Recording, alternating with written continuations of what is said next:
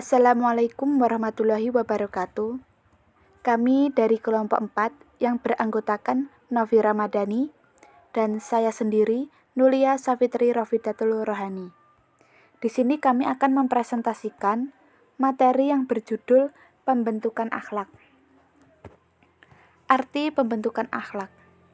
Pembentukan akhlak dapat diartikan sebagai usaha sungguh-sungguh dalam rangka membentuk kepribadian manusia dengan menggunakan sarana pendidikan dan pembinaan yang terprogram dengan sungguh-sungguh dan konsisten. Sebagaimana sabda Rasul Muhammad SAW, "Innama bu'istu utammama makarima akhlak." Artinya, sesungguhnya aku diutus untuk menyempurnakan perangai atau akhlak yang bagus.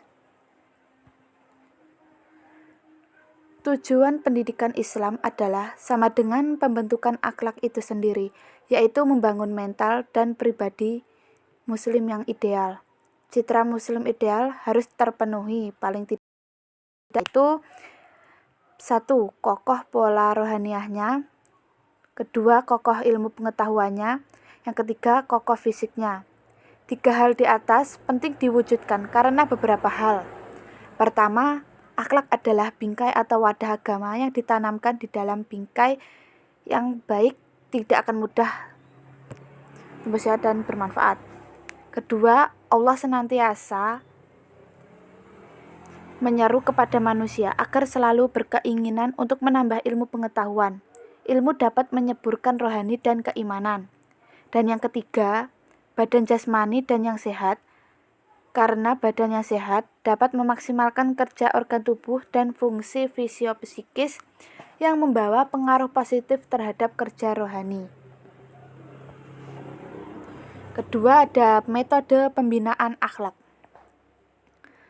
Pembinaan akhlak secara efektif dapat pula dilakukan dengan memperhatikan faktor kejiwaan sasaran yang akan dibina. Menurut hasil penelitian para psikolog bahwa kejiwaan manusia berbeda-beda menurut perbedaan tingkah usia. Pada usia kanak-kanak, misalnya lebih menyukai pada hal-hal yang bersifat rekreatif dan bermain.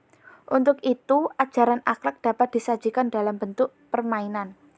Hal ini pernah dilakukan oleh para ulama di masa lalu. Mereka menyajikan ajaran akhlak lewat syair yang berisi sifat-sifat Allah Subhanahu wa Ta'ala dan Rasul, anjuran beribadah dan berakhlak mulia, dan lain-lainnya. Syair tersebut dibaca pada saat melaksanakan sholat 5 waktu dan acara-acara peringatan hari-hari besar Islam. Yang ketiga, ada faktor-faktor yang mempengaruhi pembentukan akhlak. Faktor-faktor yang mempengaruhi pembentukan akhlak pada khususnya dan pendidikan pada umumnya ada 3 aliran yang amat populer. Pertama, aliran nativisme, bahwa faktor yang paling berpengaruh terhadap pembentukan diri seseorang adalah faktor pembawaan dari dalam yang bentuknya dapat berupa kecenderungan, bakat, akal, dan lain-lain. Kedua, ada aliran empirisme, bahwa faktor yang paling berpengaruh terhadap pembentukan diri seseorang adalah faktor dari luar, yaitu lingkungan sosial, termasuk pendidikan dan pembinaan yang diberikan. Dan yang ketiga, aliran konvergensi, bahwa pembentukan akhlak dipengaruhi oleh faktor internal, yaitu pembawaan si anak, dan faktor dari luar, yaitu pendidikan dan pembinaan yang dimuat secara khusus, atau melalui interaksi dalam lingkungan sosial. Aliran yang ketiga ini tampak sesuai dengan ajaran Islam. Faktor-faktor yang dapat membentuk akhlak setiap manusia yaitu yang pertama, faktor pembawaan naluriah. Sebagai makhluk biologis, faktor bawaan sejak lahir yang menjadi pendorong perbuatan setiap manusia. Faktor itu disebut dengan naluri atau tabiat. Yang kedua, faktor sifat-sifat keturunan, al-warithah. Sifat-sifat keturunan adalah sifat-sifat yang diwariskan oleh orang tua kepada keturunannya, anak dan cucu. Menurut H.A. Mustafa, bahwa faktor-faktor yang mempengaruhi pembentukan akhlak ada 6, yaitu yang pertama insting, Insting adalah sifat jiwa yang pertama yang membentuk akhlak, akan tetapi suatu sifat yang masih primitif yang tidak dapat lengah dan dibiarkan begitu saja, bahkan wajib dididik dan diasuh. Cara mendidik dan mengasuh insting kadang-kadang dengan ditolak dan kadang-kadang pula diterima. Macam-macam insting menjaga diri sendiri, insting menjaga lawan jenis, dan insting merasa takut. Yang kedua ada pola dasar bawaan. Pada awal perkembangan kejiwaan primitif, bahwa ada pendapat yang mengatakan kelahiran manusia itu sama. Teori yang mengemukakan masalah turunan yaitu yang pertama, turunan pembawaan sifat-sifat manusia. Orang membawa turunan dengan sifat-sifat berbeda yang bersamaan, seperti bentuk panca indera, perasaan, akal, dan kehendak. Sifat-sifat yang diturunkan ini manusia dapat mengalahkan alam di dalam beberapa perkara. Yang kedua, sifat-sifat bangsa. Sifat-sifat ini ialah menjadikan beberapa orang dari tiap-tiap bangsa berlainan dari beberapa orang dari bangsa lain. Bukan saja dalam bentuk mukanya, bahkan juga dalam sifat-sifat yang mengenai akal. Yang ketiga, lingkungan. Lingkungan adalah suatu yang melingkungi tubuh yang hidup. Lingkungan tumbuhan adanya tanah dan udaranya, lingkungan manusia yang melingkari dari negeri, lautan, sungai, udara, dan bangsa. Lingkungan ada dua macam, yaitu lingkungan alam.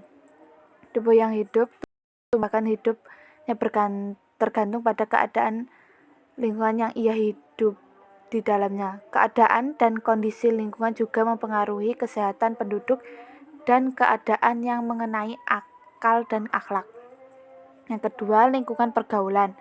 Manusia dalam kemundurannya lebih banyak terpengaruh dalam lingkungan alam. Apabila ia telah dapat mendapat sedikit kemajuan, lingkungan pergaulanlah yang banyak menguasainya, sehingga ia dapat mengubah lingkungan atau menguasainya atau menyesuaikan diri kepadanya. Yang keempat, kebiasaan. Kebiasaan adalah perbuatan yang diulang-ulang terus sehingga mudah dikerjakan bagi seseorang. Orang berbuat baik atau buruk karena ada dua faktor dari kebiasaan yaitu yang pertama, kesukaan hati terhadap suatu pekerjaan. Yang kedua, menerima kesukaan itu, yang akhirnya menampilkan perbuatan dan diulang terus-menerus. Kebiasaan dapat tercapai karena keinginan hati dan dilakukan berulang-ulang. Yang kelima, kehendak. Suatu perbuatan yang ada berdasar atas kehendak dan bukan hasil kehendak. Contoh berdasarkan kehendak adalah menulis, membaca, mengarang, atau berpidato, dan lain-lain sebagainya. Contoh bukan kehendak adalah detik hati, bernafas, dan gerak mata.